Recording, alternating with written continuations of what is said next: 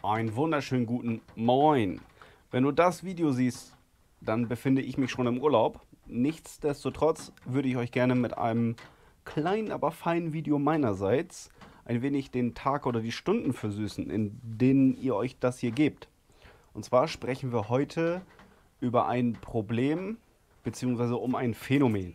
Über das Phänomen, dass eure Karre kocht, obwohl Zylinderkopfdichtung als auch Wasserpumpe als auch Thermostat als Fehlerquelle ausgeschlossen sind. Das muss ich, voraussetzen, dass diese drei Probleme quasi eurerseits behoben worden sind, aber eure Karre fängt trotzdem an zu kochen. Und ich erkläre euch heute, woran das liegen kann, beziehungsweise in 85% der Fälle ist es tatsächlich so. Also wie ich gerade angeführt habe, alle technischen Probleme, wie gerade angesprochen, wie Zylinderkopfdichtung, Wasserpumpe, Thermostat, muss ausgeschlossen sein, dann kommen wir hier der ganzen Sache näher. Ich werde das kurz halten, werde euch das erklären und dann sind wir alle im Bilde und ihr könnt das dann für euch ausschließen. Folgendes, wir müssen vorher über Aggregatzustände sprechen. Es gibt davon 3 bzw. 4. Fest, flüssig, gasförmig und Plasma.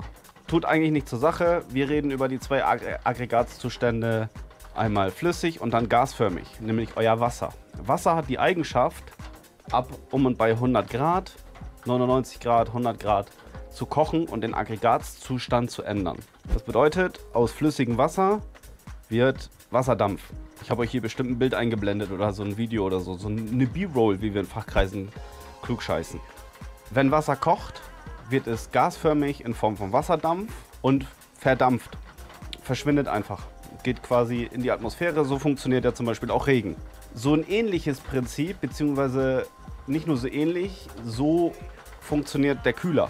Runtergebrochen aufs Wesentliche, ein Motor fährt nicht nur, sondern als Nebenprodukt, was die Effizienz senkt, wird auch noch Wärme entwickelt. Das wollen wir eigentlich nicht haben und dafür haben wir eine Kühlung, um das so ein bisschen herzuleiten. Die Kühlung sorgt quasi dafür, dass der Motor einen gewissen Temperaturbereich nicht überschreitet. Das ist im Prinzip alles, was wir wissen müssen. Also Kolben, Wärme über das Öl an die Zylinderwand, Zylinderwand Wasser, durch den Kühler wird es dann runtergekühlt. Nur so ganz grob, damit wir das verstehen. Das Lustige an diesem Phänomen ist, beziehungsweise eine Tatsache ist, dass Wasser unter Druck, und da kommt der Kühler ins Spiel, heißer werden kann als 100 Grad. Unter Druck, beziehungsweise in eurem Kühlsystem in dem Moment. Nee, ich muss noch einen Schritt zurückgehen.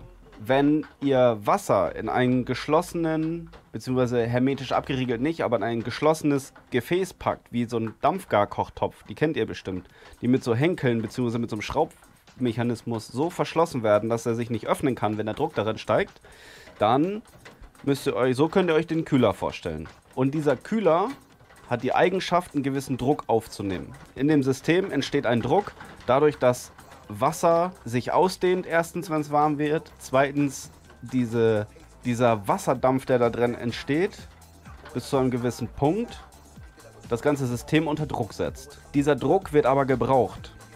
Und zwar ist es so, dass unter Druck Wasser heißer werden kann als nur 100 Grad. Wasser kann dann zum Beispiel 130 Grad heiß werden, nur um eine Zahl zu nennen. Und das ist der Grund, warum dieser Kühlmechanismus funktioniert, ohne dass direkt das Wasser da rausgeschossen kommt. Jetzt kommen wir aber zu dem Problem, was ich ganz am Anfang angeführt habe. Eure Karre fängt an zu kochen, obwohl alle Gegebenheiten, wie zum Beispiel eine Zylinderkopfdichtung ist heil, die Wasserpumpe ist heil und das Thermostat ist heil. Trotzdem fängt eure Karre an zu kochen. Und hier kommen wir zu einer Krux an der Geschichte, weswegen ich so weit ausholen musste, um das herzuleiten, damit ihr versteht, was ich jetzt sagen möchte. Also, wir erinnern uns, unter Druck kann Wasser heißer werden. In unserem Kühlsystem haben wir irgendwie einen Druck von, lass uns sagen, irgendwas zwischen 1,4 und 1,8 Bar.